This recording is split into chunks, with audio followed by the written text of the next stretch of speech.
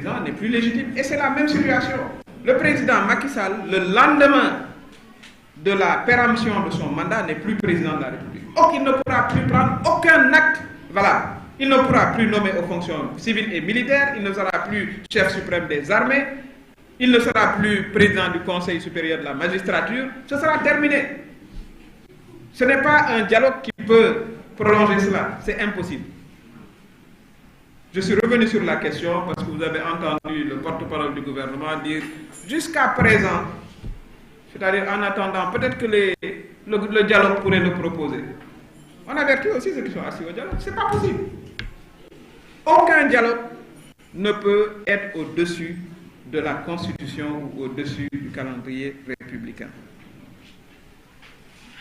Il y avait Askan Wi qui manifestera le 25 juin. Ils m'inviteront. Voilà. Et puis, nous sommes ensemble dans le F24. Ils inviteront l'ensemble du F24. La question de la... Et nous irons, si vous voulez, la question directe.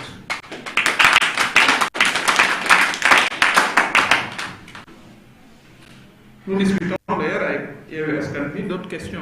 Voilà. Vous serez informés en temps utile. La CPI. Mais, M. Sidiki Kaba, lorsqu'il parle de la CPI, il est ministre des Forces armées, rappelez-vous. C'est en tant que spécialiste des droits humains qu'il parle. Mais il n'est pas plus spécialiste que qui que ce soit. Pas plus spécialiste que qui que ce soit. Il a quand même dirigé le département des droits humains du Fonds des Nations Unies pour la population pendant plusieurs années à New York. Donc il n'a pas la science infuse au-dessus de celle des autres. Il sait très bien que si le gouvernement du Sénégal ne mène pas une enquête sérieuse pour identifier les auteurs et les commanditaires, le procureur de la CPI est habilité devant des preuves que nous sommes en train de collecter, ou que la société civile d'ailleurs est en train de collecter. Je dis nous parce que je me considère comme militant des droits de l'homme. Le procureur se saisira, comme il s'est saisi au Kenya. Président Uhuru Kenyatta, oui. Mais il a été inculpé.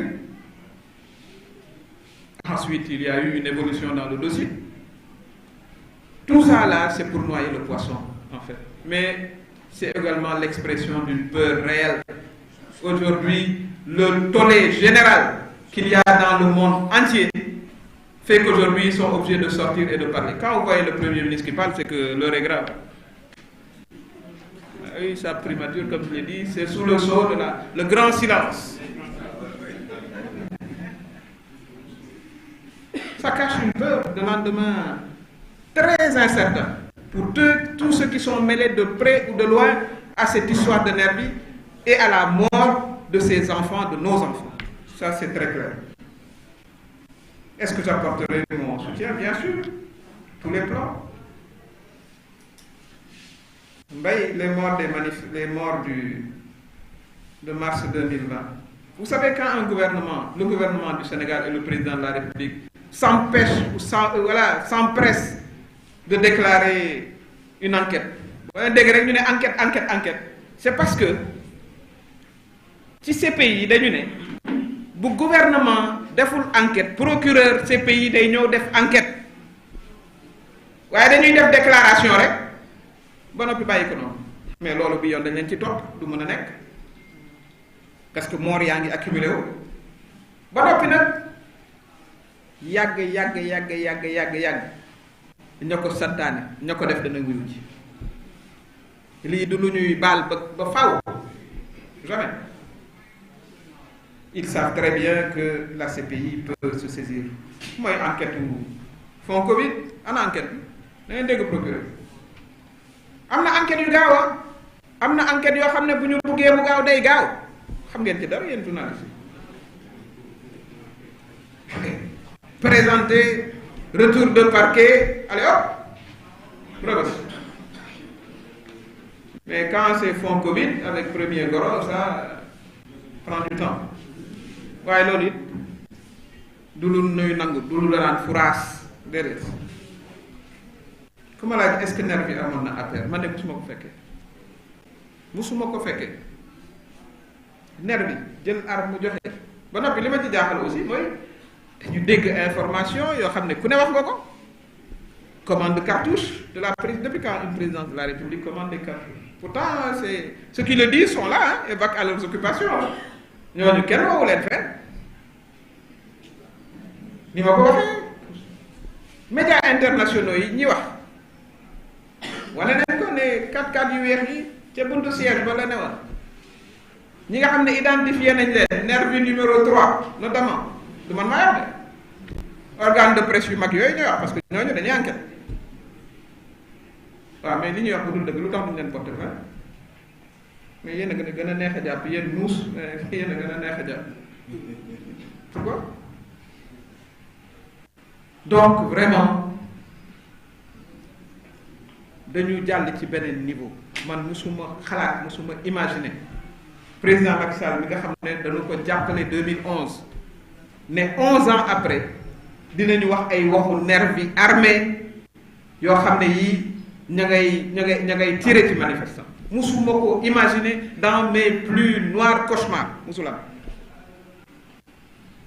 moo tax ma ne ko na opérer un ultime sursaut maanaam mu dajale li ko dese ci doole defaraat toogaayam bi mujj ndax fa muy mujj nag mooy février 2024 mënu cee teg benn bés ay report d'élection loolu kenn xalaatu ko constitution mu ngi appal ayam ci bopp réew mi février 2024 mënu ci leen teg un jour bu cee bëggee toog képp ku mu nommé c'est illégal nekkatul chef suprême des armées mënatul nommé kenn dootul présider conseil supérieur de la magistrature kon loolu mooy dëkk boo xam ne dëkk wu tas lay doon déjà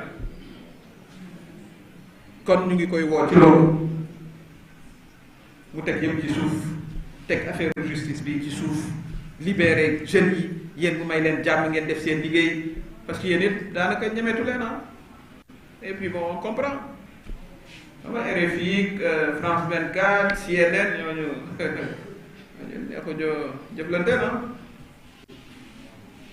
donc ñu bàyyi leen yéen ñi nga xam ne seen rôle ci démocratie dafa am solo loolu moo doon waxtaanu tey bi maa ngi leen di gërëm di leen sant. Merci beaucoup, chers journalistes, d'avoir bien voulu répondre à notre invitation.